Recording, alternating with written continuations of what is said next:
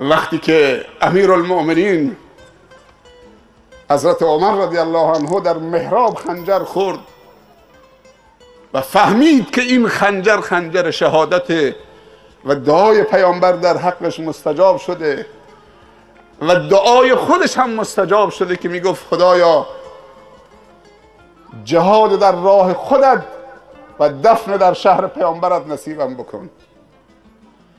صحابه میگفتن این چه دعایی است، جهاد در راه خدا میخوای، شهادت در راه خدا، بعد میگی دفن در شهر پیامبر؟ خود جهاد خب باید برید دور. گفت من خودم میدونم چی میگم. وقتی که خنجر خورد پسرش عبدالله پسر بزرگش رو فرستاد، گفت برو خدمت مادرمون، مادر مؤمنین عایشه صدیقه طاهره رضی الله عنهما، سلام منو بهش برسون، بگو که بابا سلام میرساند. بابا یک تقاضایی دارد. وقتی عبدالله رفت رضی الله عنهما خدمت ام المؤمنین عایشه، گفت یا امه السلام علیکی. وقتی سلام کرد، سلام باباشم امیرالمؤمنین رسوند، گفت بابا گفته که این ضربه‌ای که خوردم احتمال میدم که ضربه شهادت هم باشه، یه تقاضایی دارم اگر بزرگواری بکنید، اگر نکنیدم لا حرج. گفت تقاضای امیرالمؤمنین چیست؟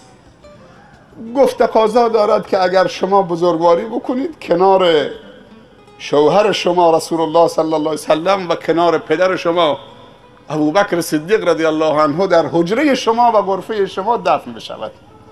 اونجا حق شماست، غرفه شماست. آیا اجازه میدید که من اونجا دفن بشم در کنار شوهر و پدرتون؟ عایشه رضی الله عنهما فرمود که من همیشه میشنیدم که پیامبر صلی الله علیه وسلم میفرمود دخلت انا و ابوبکر و عمر، خرجت انا و ابوبکر و عمر، فعلت انا و ابوبکر و عمر. رفتم من و ابوبکر و عمر، آمدم من و ابوبکر و عمر، خارج شدم من و ابوبکر و عمر، این کار کردم من و ابوبکر و عمر. همش ذکر خیرش میکرد. من اجازه میدم که امیرالمؤمنین اینجا دفن بشود، من خودم در قبرستان مسلمان ها دفن بشوم. بابا رو اینجا بیارید دفن بکنید. نفرین ها کارساز نیست، نفرین ها درجاته. بزرگواری است. هرچی انسان در راه خدا بیشتر متحمل بشه اذیت و آزارها، این درجات ها میره بالا. ما نمیدونیم حرف شما